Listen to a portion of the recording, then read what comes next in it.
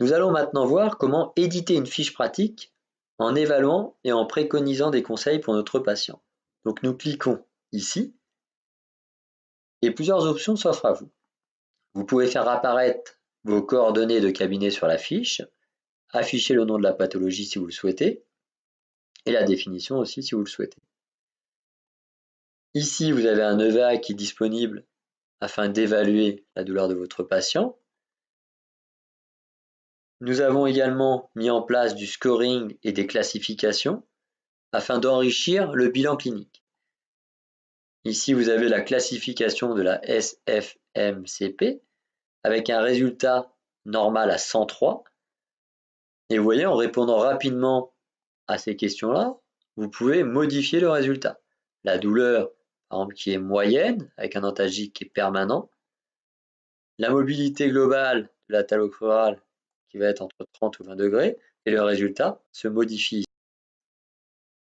Ici, je vous prends un autre exemple sur une tendinopathie classique, qui vous permet de voir un exemple de classification. Donc la classification de Blasina pour les tendinopathies. Vous pourrez, pareil, classer votre patient par rapport à un stade bien identifié. Par exemple, mon patient a une douleur permanente lors de l'effort qui diminue la quantité et la qualité de l'activité sportive, donc je le classe en stade 3A, ce qui me permettra, au rendez-vous de contrôle, de pouvoir évaluer l'état de santé de mon patient et l'évolution de sa guérison. Plus bas, vous avez accès aux orientations et examens complémentaires. Vous pouvez choisir, par exemple, d'orienter votre patient vers le médecin généraliste et éventuellement de proposer une échographie.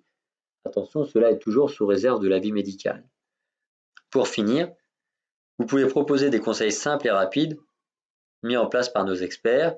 Je peux ici conseiller à mon patient de glacer, de limiter les sports à impact et d'éviter la marche avec des chaussures plates. Il ne me reste plus qu'à imprimer. Deux choix s'offrent à vous. Une version d'IDOC, qui est ici, qui est non modifiable, prête à imprimer, où vous retrouverez toutes les informations sélectionnées. Donc le nom de la pathologie, la définition, le score établi, le VA, les orientations conseillées, les examens conseillés, les conseils spécialisés et la classification que vous avez mis en place.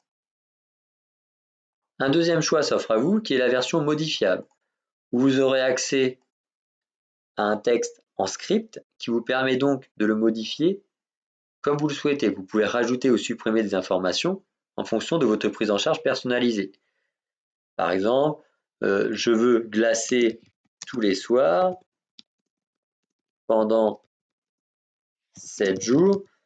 Je peux effectivement le mettre en place et je peux sauvegarder cette option.